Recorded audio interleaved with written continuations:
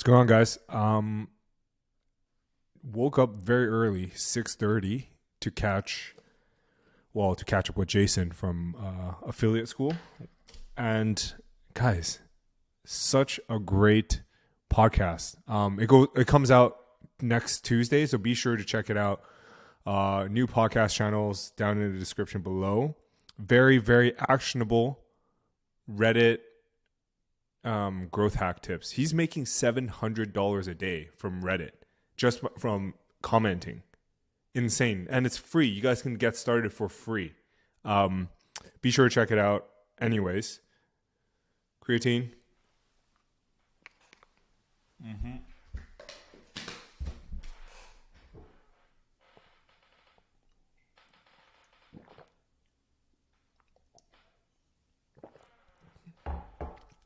Let's go.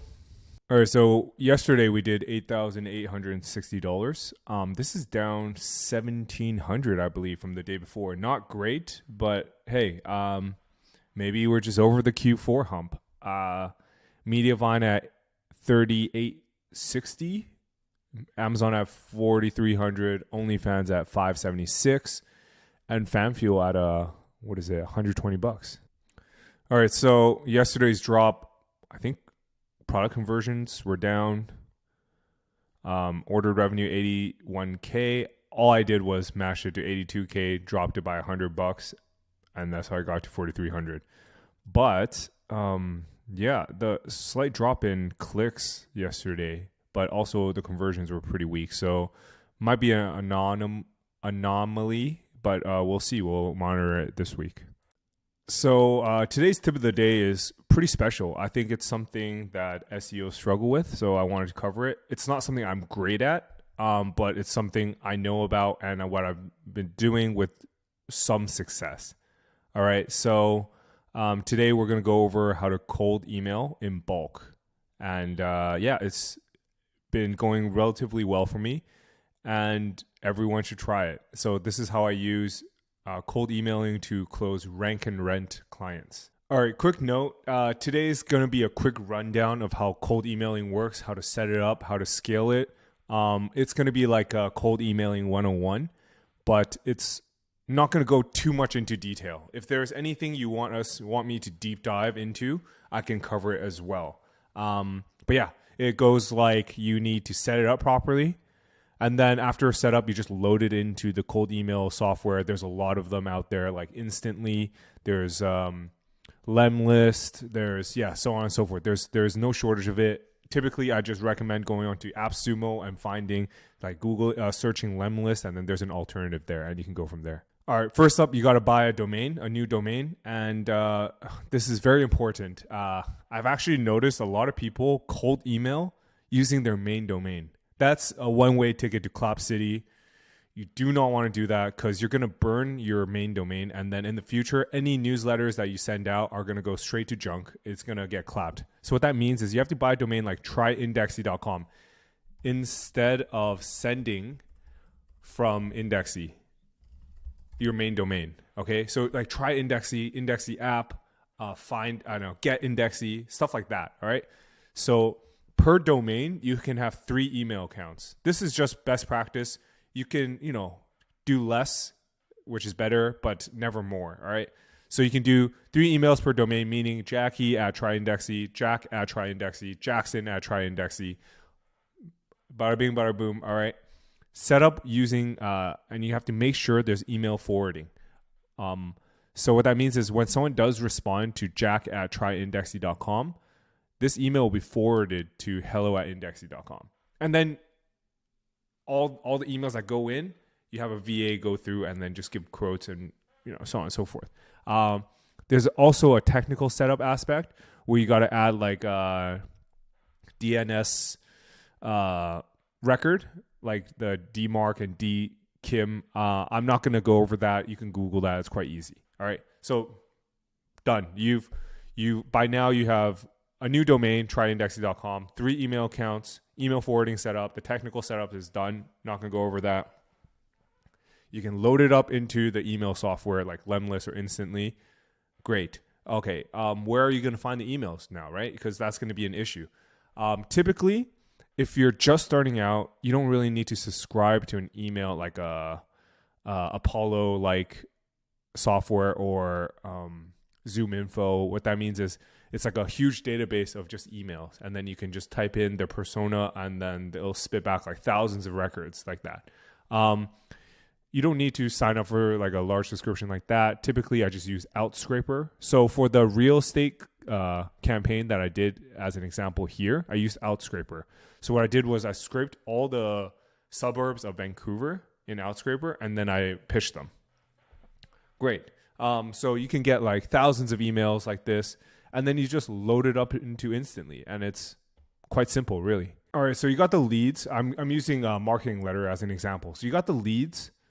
You got the software, which I'm using Instantly. They're great, by the way. And what's next? You got to have some strong copy, right? Let's go over the copy now.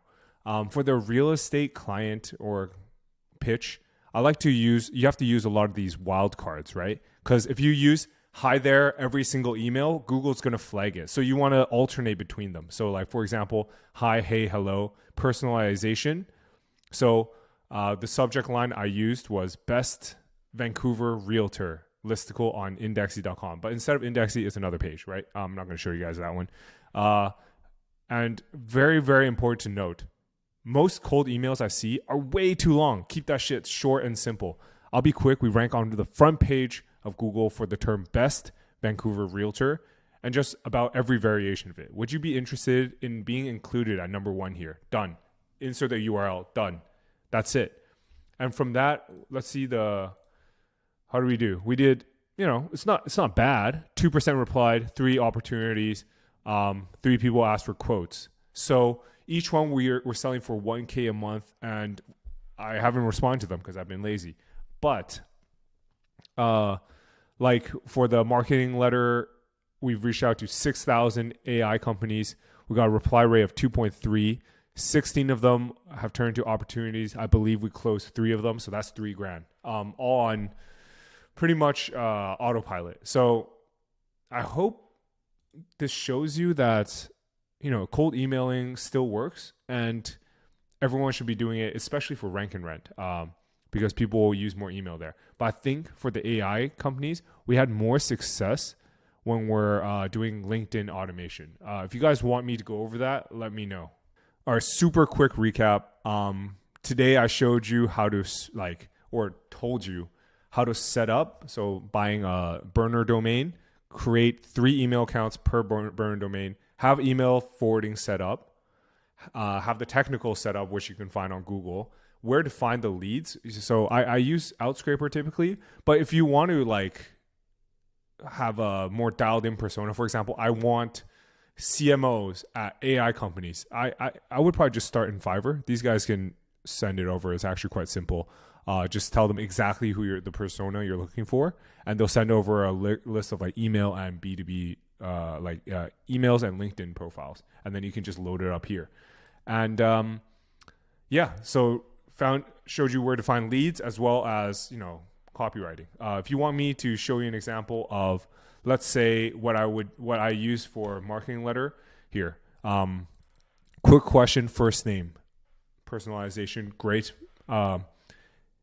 Hello, Jackie. I'll be quick. We own and operate marketing letter, a newsletter that keeps 25K marketers in the loop. We have, which can be perfect customers for Ahrefs. Is it okay if I send over a bit more information about the sponsorship? No pressure. If you're not interested, let me know. So we test several variations of the subject line, and then we go into follow-ups. So make sure you always follow up at least twice. All right. Hope that helps. Let me know if there's anything I need to go deep dive in, and we can go over it. This was just an intro to cold emailing. All right, you losers. Now it's time for the plugs. So if you guys have any questions about the episode today, please drop them in the comments section below. And if you've watched up to here, just to make sure, I need to know how many of you've watched up to here. Could you comment cold emailing 101 as a comment, as well as add your questions if you want. And remember to like and subscribe to the video or to the channel. It helps me a lot. As you guys already know, to the people who've been watching every day, the comments are by far why I do this. It's not so much the views. So hit me with the comments, guys. All right, first, let's go. Thank you very much for always being the first comment. Thorsten, what's going on, man? Appreciate your comment and listen to my mom regarding, I guess, the creatine. Not going to listen to her. Sorry. Niche site up to 100K impressions. Still working on let's go. Local SEO, perfect. If you had 1K, what's your step-by-step play to 10K in 3 months? So I'll do you one better. You could probably do it with 0. At 1K net worth, your time, let's be honest, isn't worth that much. I'd keep that 1K as a rainy day fund. And what I do is I just start selling. There's many ways to do this. All right. You can sell social media management. You can sell TikTok creation and then just throw into one of those AI tools. All right. What else you could do? You could sell local SEO, rank and rent, and then, you can sell guarantees when you're at that level. So I think at 1K net worth, go do some selling. And if you can't fulfill what you're selling, reach out to me. We can work something out. All right. Just an idea. Haven't really thought that one through. Where would you go to find suppliers for an e-com business? For example, Far and Away. Far and Away, we actually went to Portugal, went to like 20 family-owned factories. We did it right. But I would do Alibaba or Alibaba.com. And if you speak Chinese, the prices are 30% lower on 1688.com. Maybe do a video on outlining how to start an e-com business. I guess you're talking about private labeling, right? So I could. It's a lot of work though. But yeah, if you guys want me to outline how to start an e-com business, let me know. Local SEO, thank you for the comments, guys. John, what's going on, man? Local SEO, which episode did you create the citations? I just checked out your last episode and couldn't find it. I think it was the last local SEO case study live or something like that. Why link to a citation rather than your own site? Because it's a shitty PBN, not worth linking to your money site. Correct. John, what's going on, man? I would pay close to 1K a month for having a service like this done for me. What other services would you upsell to the client when proposing this partnership? What? I guess you're talking about like local SEO, right? Yeah, what other services? You could sell them anything. If you're a digital native, you could probably sell them web design. You can sell them like a monthly X amount of blog posts and just throw that into AI. Yeah, there's a lot you could do. Could you clarify for me, John? Sorry. I think maybe it's too early for me. What's the ratio between informational or commercial content on your Amazon affiliate sites? Amazon affiliates strictly, it is pretty. I think it's like maybe 30% affiliate content and then 70% info. But on the partnerships ones, we're heavy commercial, but very important to note the rest of their content is a small percentage of it compared to the rest of their content. Where you're most profitable and higher conversion categories for Amazon niche sites according to your experience. Home niche because they're evergreen. All right, guys. I actually have another podcast to go on in a couple minutes, so I have to cut this one short today. What is the extension you're using? It is the detailed SEO extension. Thank you, marketingbaby.com. Marco, what's going on? I've noticed something new from Google. When you run a local query, you get ads, map pack, 2 to 3 organic results, another map pack. Yep. They're going to push organic rankings on page 2. Yes, correct. So you're pretty much not going to get organic rankings for local SERP keywords, which honestly makes sense. I'll take that. And so it's probably going to be like primarily Yelp. They might have antitrust issues because they're pretty much cutting out directories. What tools do you use to find hidden pages blocking Ahrefs? So I guess this is for PBNs. You could check out like those obscure crawlers. So for example, I don't know, like SE ranking has a crawler as well. Yeah. What's the name of the Chrome extension? Yep. Also same question. Tiffany, what's going on, Tiffany? Do you sell positions 3 to 5 on retail rank and rents? Yes, on the high traffic pages. Really like these in-depth videos. Thanks, Tiff. Or Tiffany. We're not on the Tiff level yet. Sorry. Yes, we do.